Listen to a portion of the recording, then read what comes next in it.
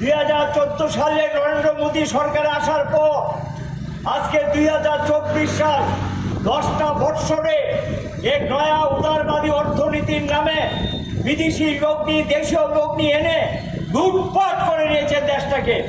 মুষ্টিমেয় 8-10টা পরিবার গোটা দেশের সম্পদের মালিক, গোটা দেশের সমস্ত সম্পদ তারা কুক্ষিগত করে নিয়েছেন। শত শত গুণ তাদের আয় উপার্জন বাড়িয়ে নিয়েছেন, আর দেশের মানুষের আয় উপার্জন কমেছে এবং মজুরি কমিয়ে দিচ্ছেন।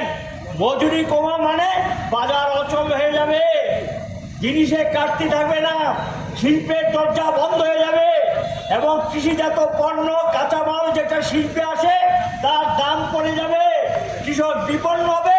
এটাই রাষ্ট্রকে বিপন্ন করে দেয়, দেশটাকে বিপন্ন করে দেয়, এই কথাটাই বোঝানোর চেষ্টা করেছিলাম আমরা। 2014 সালে নরেন্দ্র